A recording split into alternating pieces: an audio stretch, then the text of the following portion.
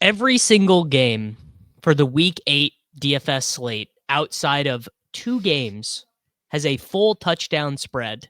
You don't particularly love to see the New Orleans Saints and the Denver Broncos as the only teams involved in a 1 touchdown spread. And what better place to start than, again, just another week of an absurd Breece Hall projection. He will probably be toned down a little bit from 18.14. But the Jets don't have a nothing team total. They have a really good matchup. Breece Hall just mega fell on his face as chalk last week. Are we falling for it again? Are we Lucy footballing with No. Breece Hall, Jacob? Well, I played him in 0 lineups last week. Not that it helped me, because I also decided to full fade Quinshon Judkins, and then the ownership came in, and I was like, "Yeah, I made the right call." And then the 3 touchdowns came in, and that hurt. But I stand by many such cases. I stand by not playing a literal 50% owned running back who caught 0 passes, with a 19 team total. But yeah, the Breece Hall stuff. I just think this is it works sometimes, obviously, but I would guess, and I'm just doing vibes-based analysis. I certainly don't have the data set, but if I had to guess, the percentage of times that a player like this, who is on a team that sucks, whose projection is kind of buoyed because there's nowhere else for target share to be allocated, it seems like that play is just never good in DFS. To me, I don't know, but it just seems like usually the offense fails. They fail in ways that are hard to. It's like Devin Achane. Projection. Devin Achane is the only guy who can get there in this circumstance when just everything's their offense dead. Is not yeah. To me, this is more like Achane in the games last year without Tua, and he was never getting there. Honestly, yeah, that's actually a pretty good comparison. I just remember the Kamara showdown slate when they had no wide receivers and it was Spencer Rattler's first start and he projected for 1 million points. He had 11. Yeah, you're very similar, because the thing is I feel like there's some residual Tyrod's kind of good stuff left over from one half good season with the Buffalo Bills, but Tyrod is not any good anymore. He's not mobile anymore. He apparently has a knee injury that he's dealing with. So there's a chance it might be Fields. It might be Fields. There also is a chance that it is Brady Cook. They might just be the situation. The situation might be so fractured with Fields. Woody Johnson comes out and says our quarterback can't complete a pass. Right. I mean, maybe you just go with Brady Cook. If it's Brady Cook, I need the live RotoPat tweets throughout the game. It's not going to be a good experience for anyone who rooted for him. I'm not interested in Garrett Wilson if he plays. I guess the question is, first off, are we buying that Flacco is just going to, even in a game that the Bengals are currently 6.5 point favorites in, do we think that he's still going to drop back 40 times? Do we think that the relative resurgence of Chase Brown efficiency from last week is real? I personally do not think that that's real. I might have a hard time playing $8,100 Ja'Marr Chase. Yeah, it's not a great game environment, so I might just bypass the game entirely. But I think Chase and Higgins are playable. I think if you have Flacco, you just kind of have to play that way. You have to play drop back all the time. He's a statue. He's going to get the ball out. I think that part of that game, that was just the Steelers just incomprehensibly decided, we're just going to play man coverage for 3 hours against Ja'Marr Chase and T. Higgins. We're going to see how that works out. I don't know why they did that. It didn't make any sense. I don't know. The Jets are kind of dumb too, but I don't know that they're going to do that same game plan. I'm not sure that Flacco will look quite that incredible if they have a team that actually tries to play some more comprehensive pass coverage. A revenge game for Joseph Flacco. Oh, yeah. Yeah, he's played for so many teams in his late career that it's hard to keep track of how many revenge games are on offer for him. But yeah, I think the most likely scenario, to be honest, is I play 0 players in this game in any of my lineups. But if I was going to play anything, it would probably be the Bengals wide receivers. Yeah. Yeah, I would rank them.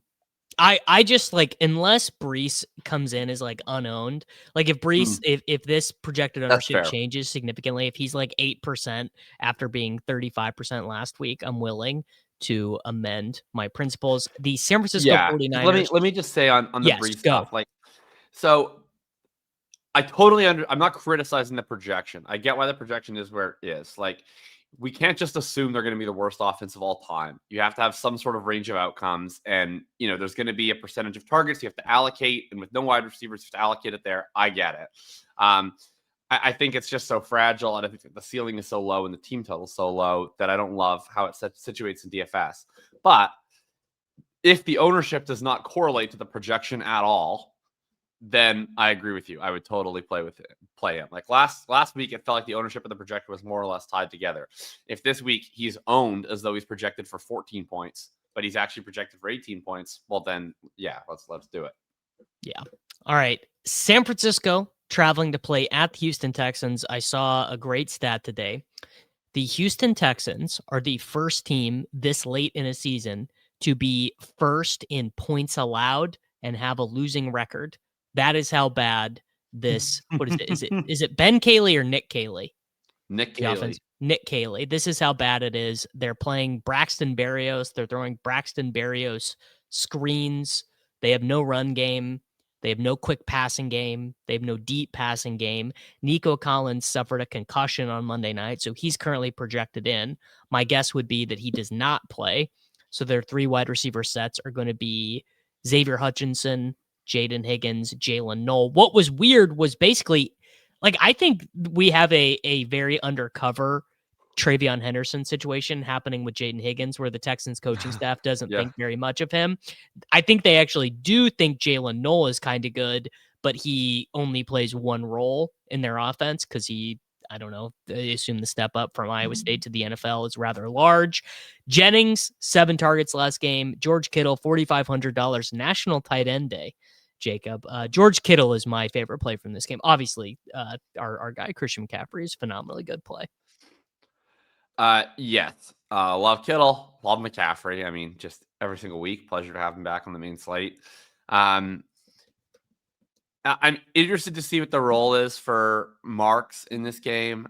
He played 59% of the snaps. Chubb played 26. That was obviously very game script induced, since they were in trail script the whole second half.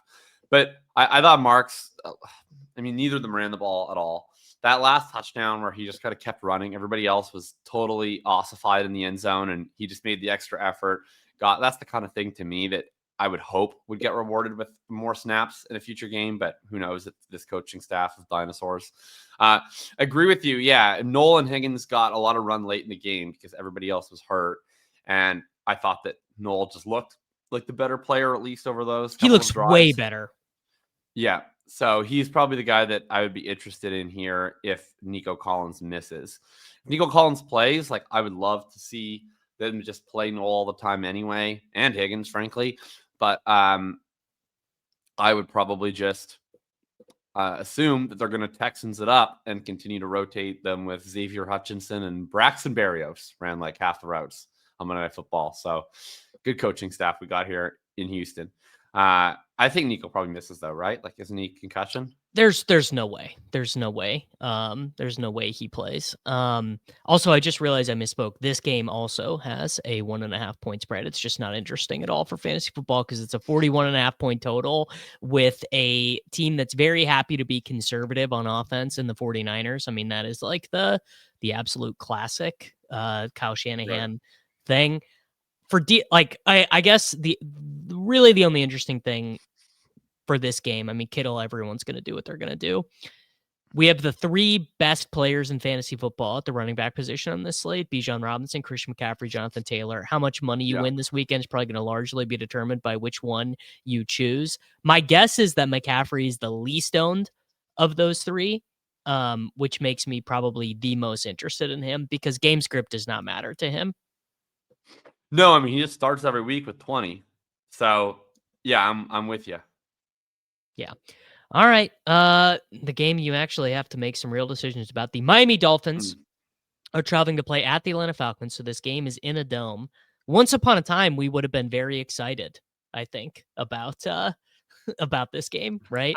Tyreek and the dome, and now we've got Mike McDaniel yelling at Tua to get the fuck off the field. Did you see that clip? That was a really good clip. Get the fuck off. I mean, these guys have to just hate each other. This has to be one of the most uncomfortable working relationships. Like these guys are married to each other in a way that neither of them wanted. Tua says he couldn't throw the ball to Jalen Waddle because, quote, I'm not the tallest guy, and I, quote, couldn't see him. You don't love to see that. Bijan is obviously just like a mega infinite gauntlet stone smash here. I expect like I think he starts this game with 20 for upside for way more. Sure. The question I'd pose to you is, do you buy the way that the Falcons play that London and Robinson ceilings are actually correlated? You as a big Mooney truther, do you think that Mooney is a big thorn in Drake London's paw? What are you coming down on those two guys? Well, he objectively is. Like his Yes. Scott Barrett's been on this for a while. It's bizarre to me, but it's at this point, like the sample's big enough that you kind of have to believe it. He has by a mile the highest first read target share in the league if you just take the sample of games that Mooney misses. And he has the first read target share of like a wide receiver 3 whenever Mooney plays. So I do think that Mooney is just objectively is a pretty big input in London's ceiling. Doesn't mean that he can't hit alongside Mooney, of course, but it does, I think, affect the range of outcomes in a weirdly impactful way. What to do with Bijan is going to be crazy because, I mean, he is already like a 25 points per game player, and he now gets the matchup where everybody's just been dying to play, far more fragile plays the last few weeks, and they've all hit, right? We had Rico hit huge. Kamani Vidal hit huge. Quinshon Judkins 3 touchdown game. So like the ceiling on Bijan this week is probably like 50. Literally. Like literally 50. So like it's gonna be crazy. I don't know what to do with this because like anytime there's an 8K player that gets as owned as he's going to get owned, I mean the threshold that he needs to hit is so high, but at the same time, like you also would then need really what you need if you're fading him is you need someone else to go completely nuclear. Like let's assume that Bijan doesn't get hurt. If he doesn't get hurt, I really don't understand how he's not getting to like at least the low 20s, right? And I think he's probably getting 30 in this matchup. But at least he's getting like 22. It just doesn't make sense to me otherwise. He has like 5-6 catches every game, and he's going to run for 100 yards. So I think really if you're fading him, like he's not going to fail unless he gets hurt in game. So it's just a matter of, does McCaffrey get 40? Does Taylor get 40? Because are there lineups you can build where you have access to multiple 40 players that the Bijan drafter can't because he has 24 and he costs $8,000. That's kind of, I think, how you have to play it. So I wouldn't do like, it's not like the Vidal or Judkins where it was at least more possible to envision those guys just straight up failing. I don't think Bijan has any path to actually failing. So you're probably just hoping to get 40 elsewhere. I think I'm probably just going to play him this week. I don't really see a way around it. Yeah, and I think you can mix in some London with him. I think you can mix in some Pitts with him. Not really interested in Michael Penix Jr. And no Dolphins players for me. I don't care how they project. I'm just over it. No point. Just not happening. All right, the Buffalo Bills traveling to play at the Carolina Panthers. 46.5 point total. The Panthers are 7.5 point home dogs. Bryce Young did not have a boot on Wednesday at practice, but he didn't practice, or he was limited. Seems like we are going to get the red rifle.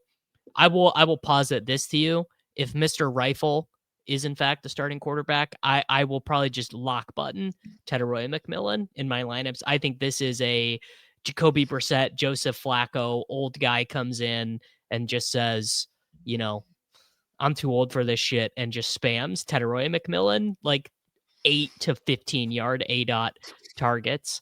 And then James Cook.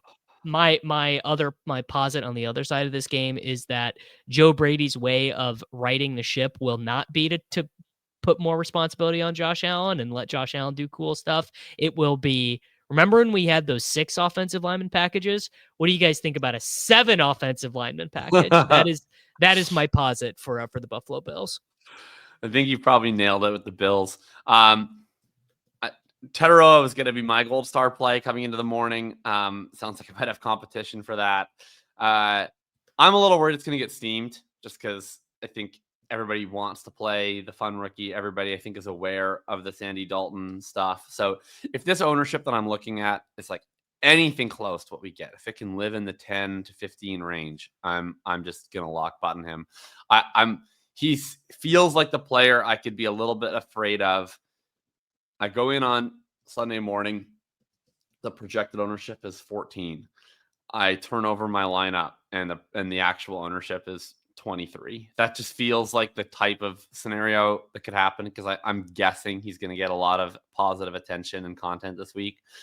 So monitor it. But if it stays within reason, I'm all over it. I wrote about the effect of just converting dropbacks into targets. That was it was very good read. Thank you. Kind of so illuminating as to why wide receivers with Stafford for so long have just giga smashed, because he's like the most likely quarterback in the NFL to turn a passing play into a reception or a target, I guess. Yeah, absolutely he is. And a reception because he's also really accurate. So, yeah, Dalton is not obviously as good as Matthew Stafford, but he is like, so Stafford, 90% of his dropbacks this year have been converted into targets, which is huge. Bryce is down at, I think, 77, and Dalton is up at 86 in his last 2 years. So you're basically getting, if they throw 40 times in this game, you're getting 4 extra targets. If they throw 30 times, you're getting 3 extra targets.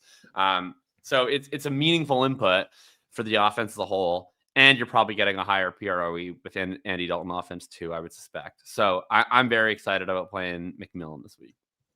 Yeah. In terms of the Bills side, do you want to do Shakir, Coleman, Kincaid? Any interest there? I mean, if I happened to play a Josh Allen lineup, I would probably stack him with Kincaid, but I don't know that I'm going to play a Josh Allen lineup. Probably James Cook would be the guy that I'm most interested in from the Bills. Yeah. Yeah, I think I don't hate Kincaid. It feels like they kind of have like a little bee in their bonnet about getting him the ball, even as their offense has not been that successful. Like if I did, I probably won't play any Josh Allen teams, but if I did, I would probably be likely stacking with Kincaid. But Cook is the particularly with how popular the 3 expensive running backs are.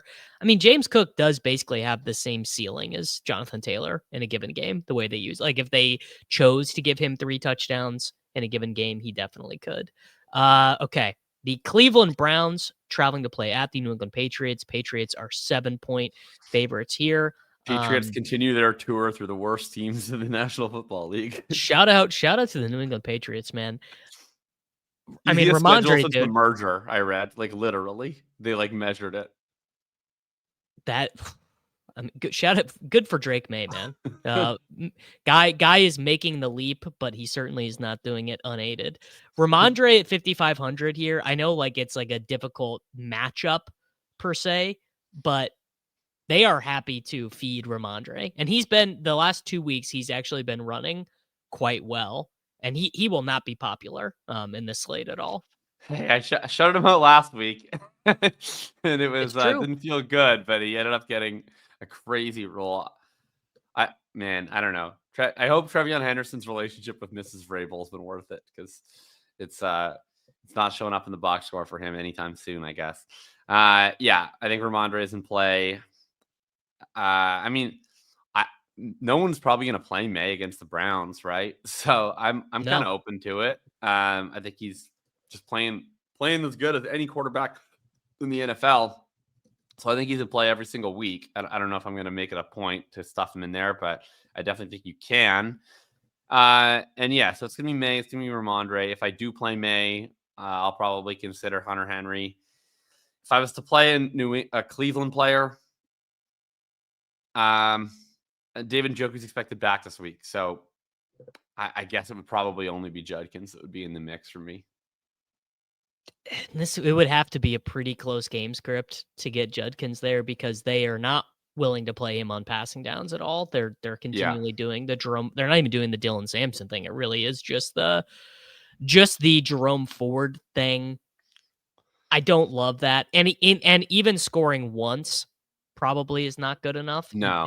It probably has to be 3 times or twice, which I Definitely. believe last week was the first time that the Cleveland Browns had generated more than 20 offensive points since December 2nd, 2024. I'm not betting on a sequel this week. You can certainly play Hunter Henry with Yeah. Drake May. Just hope that he gets 2 of the touchdowns instead of Ramondre doing it. But I don't think it's a spot that you're like, oh, this is the best. Like you're No. not excited to do it. Although it's not a great tight end slate because there's no McBride. The reason to play Judkins is that he is basically just the new Nick Chubb.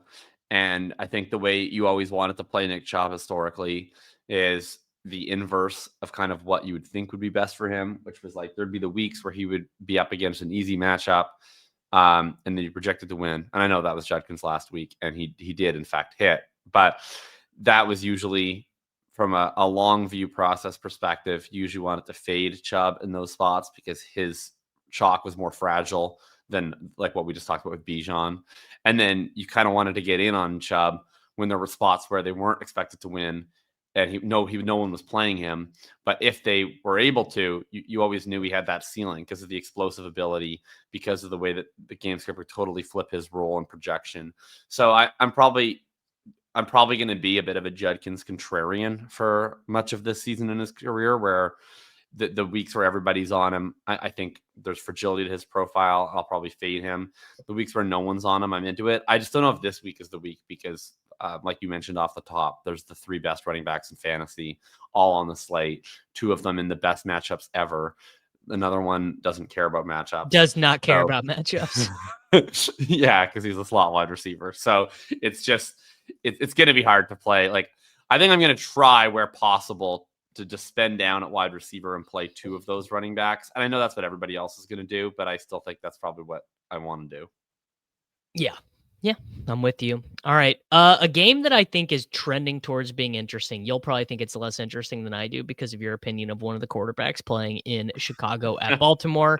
48.5 point total is the second highest of the slate. The Ravens are 6.5 point home favorites, which to me indicates a relatively high degree of confidence from the market that Lamar Jackson does return from his hamstring injury. Derrick Henry is priced at 6,000 DraftKings dollars. I mean, let me cross the aisle. Let me shake hands with the kings of the right wing slappy community as we all embrace Derrick Henry as basically the best play of this entire slate. Zay Flowers, DeAndre Swift, Adunze, Andrews.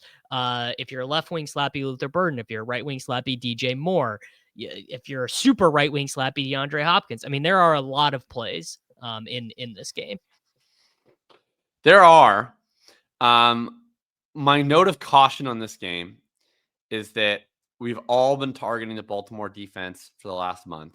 Mm-hmm. And I don't think that it's the same Baltimore defense that we've been targeting because Kyle Hamilton is back at practice. Marlon Humphrey was listed with an illness, but I suspect that will dissipate and he will be fine for this game. And Roquan Smith is already practicing in full.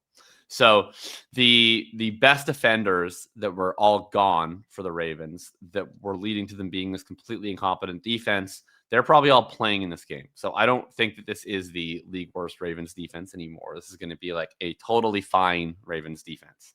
That doesn't mean that this game still can't shoot out because Lamar, if he's back, I suspect the Ravens offense is going to have a ton of success. And, maybe the Bears can keep pace with that. They've looked pretty good offensively, at least in the run game recently. So I think it's a game that could shoot out. It's just one where I'm worried if people end up getting in on the Bears as though they're playing against the worst defense in the NFL, because I don't think that they actually are this week.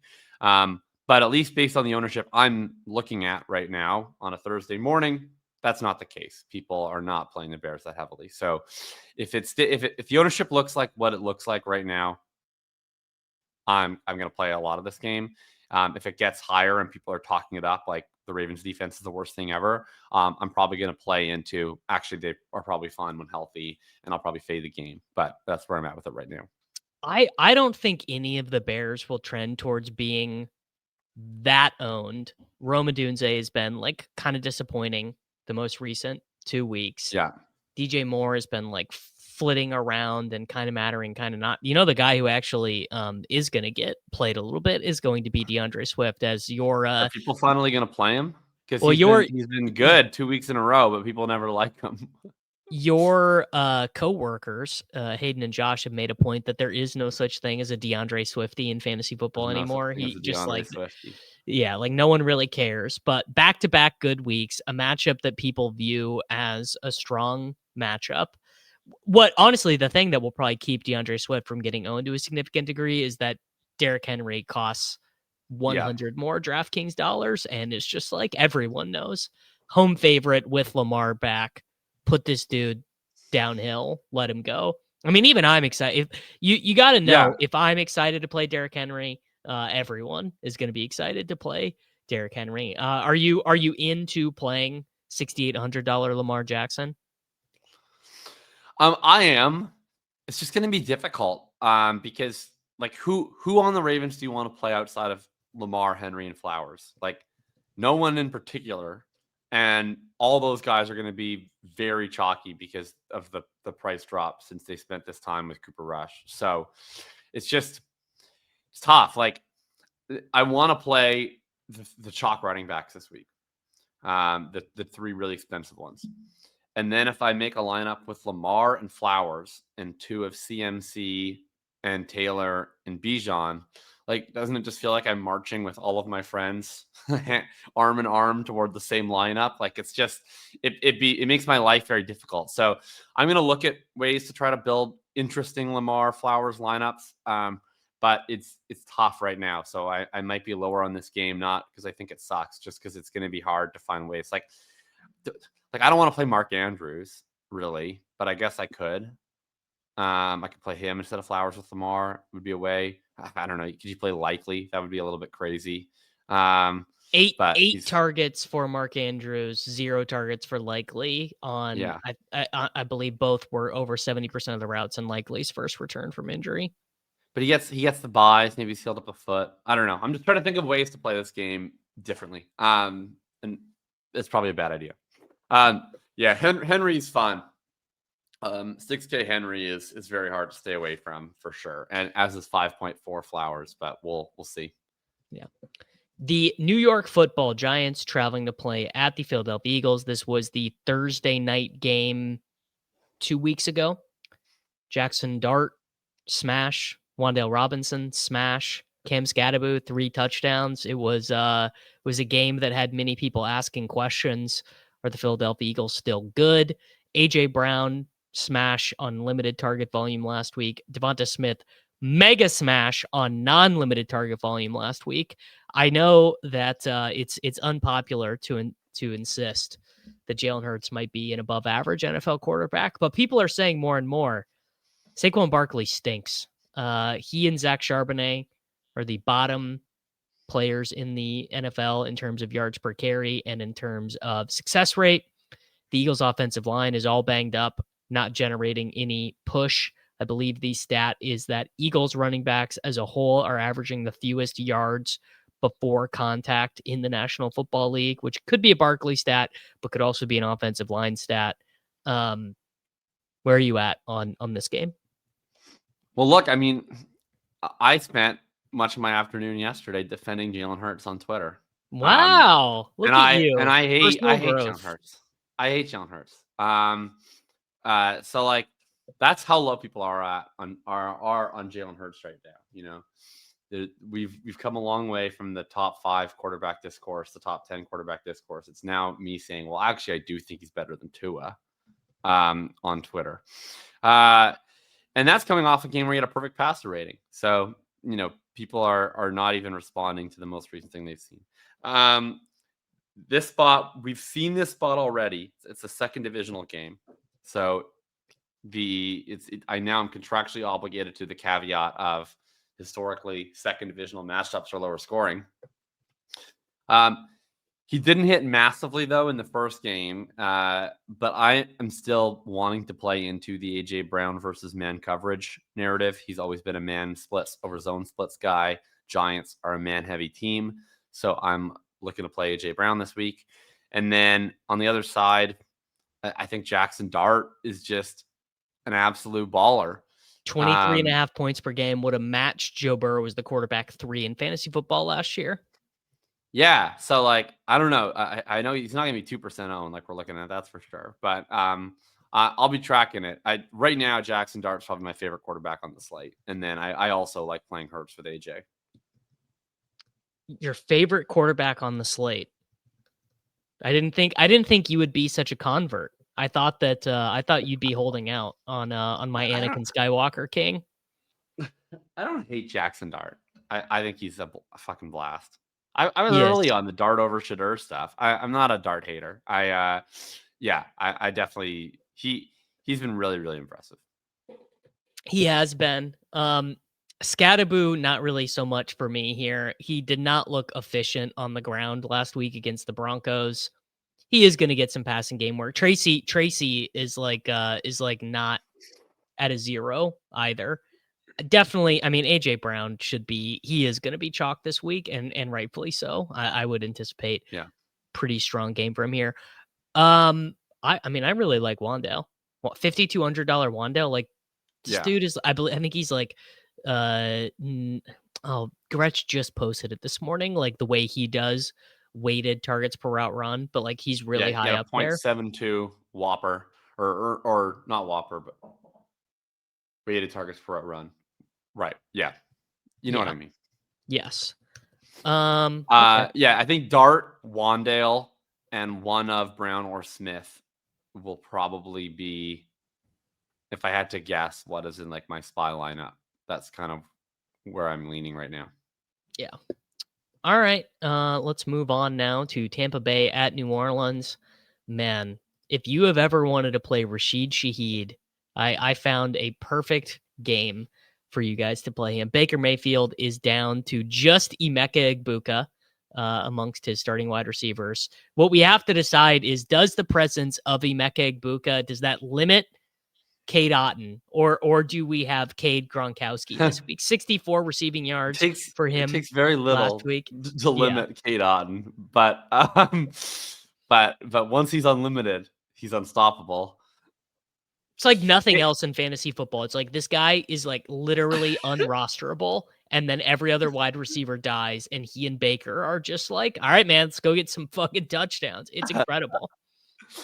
He has no middle ground. Like Cade Otton is never a like back end like or high end tight end too. He is only either like a top 5 tight end or literally like maybe he'll get a catch.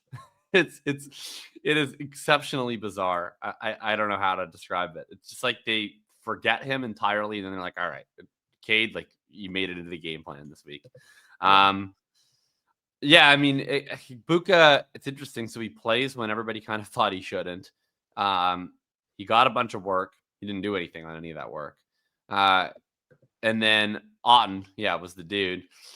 Tez had that ridiculously impressive touchdown. He's always going to be, I think, a little bit route limited because he's like 140 pounds. But he is definitely my favorite of the non-Buka wide receivers in this game. There's a million good running backs on this slate. I'm excited to see who gets squeezed. I don't know if it's going to be Rachaad White or not, but he continues to have a pretty fantastic role. And Baker's just been balling this year, like last week aside, but I'm not giving up after one bad game. So I'm pretty interested in playing the Tampa side with Baker and in some combination of White and Egbuka and Otton. Probably not Tez. And then, the Saints, I mean, look, yeah, sure. Why not play your boy, Rashid Shaheed? I'll definitely be interested in playing Chris Olave. So will everybody else. He's starting to turn the efficiency around now the last couple of weeks here. No And then, practice for him, but according to Underhill, he's going to play. okay. All right. That's good enough for me. And then I think the interesting question is with the Saints, was the split in their backfield ideological, or was it we really like Kendre? Because if it was ideological, then Kamara is going to be a horrible play. It was ideological. It was and Well, we don't ideological, and know. We don't also know for sure. Alvin Kamara's 30. Well, we don't know for sure, right? I That guess might be we the don't know for case. sure. That might be the case because it might be Devin Neal just gets the Kendre role, right? But if he doesn't, if they just liked Kendre and they don't like Devin Neal, I would really like to play a 93% snap rate, 8 target Alvin Kamara in this spot. I would too. Do Because you have some running back has to get squeezed, right? There's these 3 expensive guys. I bet that leads to fewer 3 running back lineups overall, because if you play both of those top 2 running backs, just the pricing is going to make it really difficult for you to get a third 6K running back into your lineup. Like I think that is going to force people to have to consider 4 wide receiver lineups or 2 tight end lineups. And then because of those guys, because there's so many interesting guys at the 6K range, like what are these good, well projecting running backs is going to have to show up at like 8%. And I just wonder if it's Kamara because he's a gross name. So I'm flagging, I'm flagging my interest. No one wants to play him. I mean, I certainly promise you that the 15%, no chance, like 9.5% maximum. People got to play the new boy, Chris Olave. Everyone like Chris Olave back-to-back good weeks. People are that's all they need. I'm jamming I'm jamming Rashid Shaheed. I'm super hip to him this week in a real way, not a meme way. Like I expect his and the Buccaneers are like a legitimate pass funnel. They have that crazy good interior run offense or run defense and quite poor secondary play. Like every team the reason why the Buccaneers end up being in all these fun fantasy games is just because continually no team can run against them, and then they kind of get what they want passing. I got a fun one for you, Jacob. Two guys you hate. Rachaad White versus Derrick Henry. Two Giga Chalk 6K guys. Which one do you prefer? I don't hate Rachaad White anymore this year. I'm above market on Rachaad White in all formats. It's been a new me this year. All it took was around 14 price tag. I think I prefer. Well, if it was like start one in a redraft league, Rachaad White. In DFS, for me, it's Derrick Henry because he is the guy that has the ceiling to compete with the big boys in the 8K range, right? If you're playing one of these 6K running backs, like again, the way I think you have to view this slate is Bijan Robinson, who comes preloaded with 20 every week against the frickin' Dolphins. Jonathan Taylor, who comes preloaded with 20 every week against the frickin' Titans. And Christian McCaffrey, who comes preloaded with 25 every week against literally anybody. So if you're playing down the board, you need a legit ceiling because I don't think those guys are going to fail. So Derrick Henry, at least to me, has shown the 35, 40-point ceiling where he can match those guys even in their good games. And then you get it 2K lower price, and maybe you have access to a wide receiver that those teams don't have access to, and that's how you beat them. So in the context of the slate, my answer is Derrick Henry. All right, I'm with you. Although I do think Rachaad White is quite strong, and I will probably play at least one team that is Rachaad White, Henry, and James Cook all together, and not maybe play that in the red zone instead of the spy or whatever. But I am pretty interested in something like that. Fantasy football game of the week: the Dallas Football Cowboys traveling to play at. What did Pete call it? Pete called it the real corporate name. Mile High is what a real. No, he called it not even the current corporate name because it's now Empower Field, which Empower Field is like one of the funnier versions of corporate stadium name. It's like Great American Ballpark, where like if you just say it, you don't actually think it's a corporate name. Right. You just think they care about people feeling empowered. But it is, of course, a corporate name. He called it Invesco, Incredible. Honestly, which I believe that incredible. was the name during like the Tebow era, That's Peyton what era. I remember it from. Is Yeah. the Tebow era. Bo Nix, Dak Prescott, CeeDee Lamb, Javonte Williams, revenge for Javonte, Cortland Sutton, George Pickens, J.K. Dobbins, Jake Ferguson, Troy Franklin, Marvin Mims. These guys are literally all in play to me. And let me be the first to plant a gold star on the jersey of Marvin Mims Jr. this week. This is a great Marvin Mims game. He will not be owned. Franklin really won't be owned either. And Cortland Sutton, this 10%, that is a lie. Bump that times that by 2. Cortland Sutton will be the mid-tier wide receiver chalk. Everyone who plays DFS at this point understands just how much of a funhouse mirror the Cowboys defense is. What are you doing with Cowboys Broncos? Yeah, fun game. The Cowboys Broncos, whenever they're playing each other, it'll always remind me of that absolutely insane game that they played at Jerry World in the Peyton Manning 2013 season. Oh my God. This was the game where he had the naked bootleg touchdown. I think the final was like 52-49 or something completely ridiculous, with Peyton and Romo just dueling. I look back on that fondly. Maybe we get a repeat performance this week. Yeah, I think I really, really love George Pickens. You're going to get, well, it's going to go one of two ways. And it's either going to be really good for Pickens or really bad for Pickens. Either Pat Surtain is going to follow CeeDee Lamb all day, in which case Pickens has the potential to do what T. Higgins did in that game against the Broncos. do that? Because I thought his deal was he didn't follow guys into the slot as much. Well, that's what I'm getting to. Yeah. So like basically, if you remember the Bengals Broncos game last year in week 17, right? T. Higgins goes completely nuts because Surtain is on Chase the whole game and they pick on Riley Moss, or actually, I don't even know if it was Riley Moss then. I think it might have been some backup for Riley Moss, but whatever. They throw to T. Higgins all game opposite PS2. I think that there's potential for this to go that way, but there's also potential for exactly what you said of, they don't really move Chase into the slot as much. They could move Lamb into the slot a lot, get him off of PS2. PS2's on Pickens, and then it goes the other way. So it's a volatile spot. And it kind of depends on how active Schottenheimer wants to be, I think, in avoiding the Surtain matchup. I'm just guessing Pickens is going to be not owned at all because he's $7,100. So if I can find ways to force him in, I want to take some shots on it because I just think that there's potential blow up ability if it is a lot of Surtain on Lamb. I'm also into Lamb, of course, who looked completely healthy last week, looked really good.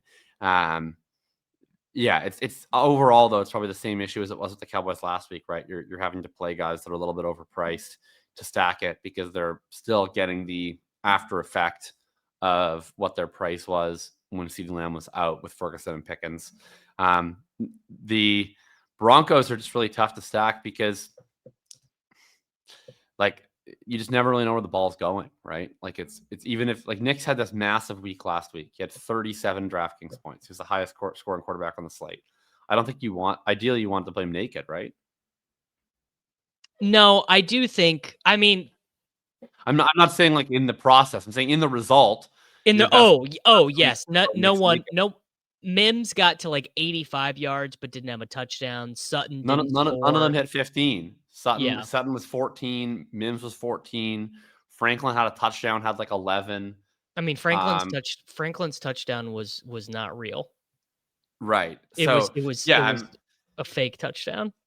It's tough with Knicks because they spread the ball around so much that, yeah, like I think if you play Knicks, like I probably won't play him naked, but there's outcomes as we saw literally last week where he goes completely nuts and none of his weapons get there because it's just everything's going somewhere else. There's some rushing, there's some whatever. His big ceiling games, Bo Nix have been rushing. or the Marvin Mims game against the Bengals, where he had 2 deep touchdowns. And the reason to play Mims is like, well, I don't care that he runs 42% of the routes or whatever. It's the same thing as like Marquez Valdes-Scantling on the Saints was an Millie Maker winner last year. Like these, like 3 catches, 112 yards and a touchdown. Ship it, you know. So I really like Mims. I mean, I will also say, in terms of a gold star, I mean, Javonte Williams' revenge against his old team, running well. You think Schottenheimer's a revenge guy? Like some coaches, like we knew that Dan Campbell was going to get David Montgomery a touchdown in front of his sister. Dan Campbell was aware of the narrative. Do we think Shoddy is aware of the narrative? I think he probably is. I'm not sure, but I just don't think it matters. I think Javonte is just getting to the end zone no matter what, brother. Yep. So 1, 2, 2. It's like peanut butter and jelly. Javonte Williams and fantasy points. I've always said that those 2 things go hand in hand. Jake Ferguson, by the way, he might be inconvenient truthing a little bit for fantasy football players. We're like, yeah, well, now that Lamb is back, he'll go to 0, and then he's just 7 for 29 and 2 is one of the most annoying performances imaginable. Yeah, no, I mean, look, you're not wrong. You're not wrong, but he is 29 fucking yards. He still gets over 20 points. Think he's going to keep being annoying. That's my professional prediction on this program is that we are going to continue to be annoyed by Jake Ferguson. Fair enough. All right. Your team, 3rd in the history of the National Football League in points per drive, tailing only the Randy Moss Patriots and the aforementioned 2013 Denver Broncos. Jonathan Taylor is $9,500 DraftKings dollars. Daniel Jones is $6,100 DraftKings dollars. What are we doing here? Well, I think that the Indianapolis Colts are going to win this game. I'm just going to go out on a limb and say that. Wow. Bold on this program. If you haven't used them in your survivor pools yet, how many survivor pools do you think will be sweating out the Indianapolis Colts in the 3 p.m. window? Well, there. I don't think there's going to be much of a sweat about it. Is the issue? Yeah. Look, can't lose focus. Beware the trap game.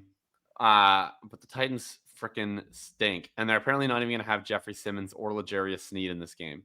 So it's just you're getting an even worse version of the Tennessee Titans defense this week. Jonathan Taylor is $9,500. That's a lot of dollars. That's a lot of buccarinos. The frustrating thing is if you're trying to fade Jonathan Taylor, I have unpleasant news for you. He catches passes now. Mm-hmm. So you can't even say, well, he only runs they the ball. Fly now? Exactly. Like the Raptors are testing the fence. So he actually catches 3 to 4 passes per game now. So you have to deal with that on top of the fact that he scores 2 to 3 touchdowns seemingly every single game, rips off a long run every game, and is playing the Tennessee Titans. Of the 3 mega running backs, how would you rate them in order of like, I just cannot play this player? Honestly, I have Taylor 3rd, and it has nothing to do with his individual thing. It's just that this game has the greatest chance of Amir Abdullah popping up for a 3rd quarter touchdown. Also, in week 1, I just won't forget it. They gave Daniel Jones 2 touchdowns from the 1-yard line. And maybe that was think that era is over. That era is over. They realized Daniel Jones is too good to do that. Well, okay. So I think I agree with you there. I also wonder if that was a little bit of Shane Steichen in his head. Like, I want to get this guy jazzed up. I think this guy's good. I kind of want to like build him up. I want him to leave this game being like, quarterback is all about confidence. And I'm a confident guy. I think that's part of it. But also, he's the most expensive. Also, like the blowout. I think the blowout risk might be bigger here than in Atlanta, Miami. I mean, obviously the spread would suggest such a thing. I think I've got them McCaffrey, Bijan, Taylor, but I do think it's just very hard to get away from any of them in a lineup. Like it's just, there's plenty of cheap guys to get there. I agree with you. I'm going to go, I'll go Bijan, then McCaffrey, then Taylor. But I agree with you. Taylor's 3rd. It's the price. It's the game environment. This game could, I hope, get out of hand really quickly, and there's no guarantee that Taylor is the reason why. Although I will say, the last time they played the Tennessee Titans, the first play from scrimmage was a Cam Ward pick six. And you would have thought, well, this game is getting out of hand, but Jonathan Taylor just had like 3 touchdowns in the second half of blowout anyway. So it's going to be tough, but I agree. I think he's third. I wonder what his ownership is at, because at 9,500, if everybody decides, well, CMC and Bijan are better plays, and you actually were to get Taylor at, he's never going to be unowned. But if you were to come in at like 15 and the other guys come in at like 30 to 50, well, then I think he's the best play of the three. So it'll be an interesting cat and mouse situation here at the market. If you don't want to play Taylor, then the Colts are going to score points in this game, a lot of them. So I think probably if you don't want to play Taylor, the way you have to envision this game is, well, they score passing touchdowns early and then it's a blowout late. And so Taylor gets minimized and he only finds the box once, and maybe he only gets 15 carries because they're doing Amir Abdullah in the fourth quarter. And in that scenario, you probably want to play Daniel Jones, and you probably want to play, one or two of his pass catchers. And that would be Warren and Pittman. Downs should be back this week. I wouldn't play him just because he tends to play in 11 personnel only. And they're not going to be in many drop back situations in a game that I would save Josh Downs for Colts Chiefs. He'll have a really good game then. Exactly. So yeah. I hope I didn't just jinx it. I get very concerned talking about how I think the Colts are going to dominate anybody. But we'll see. I think it's probably safe this week. They are so back, brother. They are so back. Only thing I have to add is that I feel as if Trey McBride's 2 touchdown performance last week kind of just shifted the tight end conversation away from our boy Tyler Warren. Tyler Warren is a little bit behind Bowers in terms of rookie tight end dominance, and Gadsden also stole some of the attention away last week, but Tyler Warren is having himself a legendary rookie season for a tight end. Absolutely. All right. Absolutely. Let us build our Millionaire Maker winning team on DraftKings. Reminder, comment down below. We ship this. I'm going to send one of you guys $10,000. Jakob. Take your pick. I have Josh Jacobs on the mind. It's sad. All right. That is sad. All right. Let's light one up here and put Jackson Dart into the quarterback spot.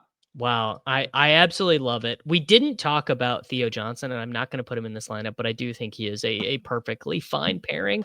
I'm actually just going to slot AJ Brown in if we want to do if we want to stack him, we can. But I think all in on that. Dart is totally fine unstacked. We'll figure out the stack later based on remaining price. Let's start the running back procession here, and I will take my favorite of the 3 mega expensive running backs. I'll take Bijan Robinson. All right, we'll go Bijan. I will save us a little bit of money. I'm going to take a guy you're probably not going to like. You want me to take Mims at 3,900 or Shaheed at 47? Take whoever's in your heart. You can take the guy you actually took or the guy you never actually took. My heart is with Marvin this week. I think they're both really good plays. My guess is that Mims ends up the lowest owned skill. I think Mims might end up less owned than Evan Ingram, who, by the way, moves as an earthworm moves across the football field. I was watching that game last week, and I literally had to ask you guys who number 1 was, because I thought it was like Brandon Johnson or I thought it was like a practice squad player. He moves as an earthworm moves is a really incredible quote. All right, I'm gonna really save us some salary because I want to see if we can build ourselves a 2 mega running back lineup. I will take.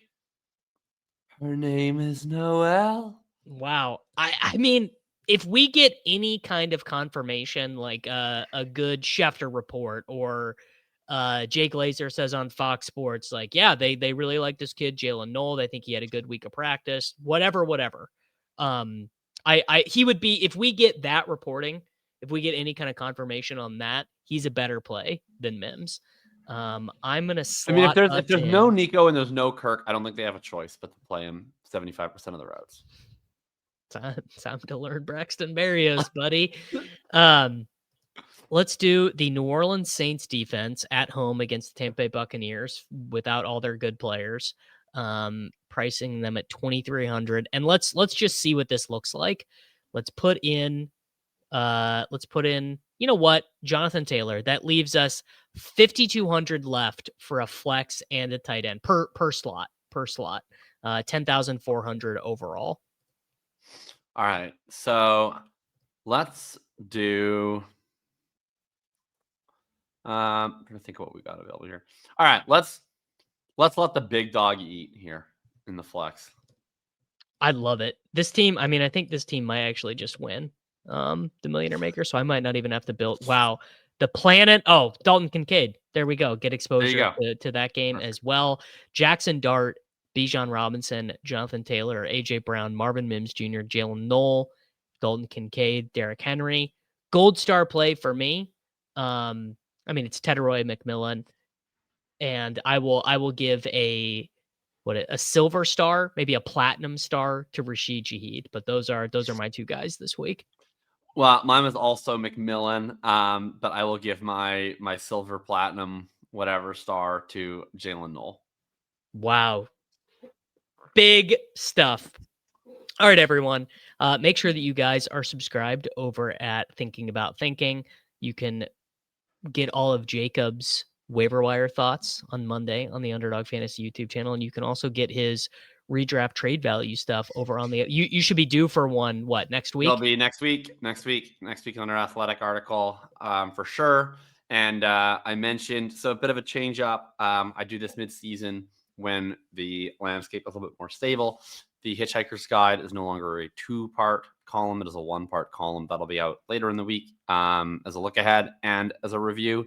And then that frees me up to do kind of a whatever column earlier in the week. This week's was on dropback conversion rate. So how often quarterbacks are converting dropbacks into targets for their wide receivers, and some spots where it looks like we might have a spike in dropback conversion rate due to quarterback change.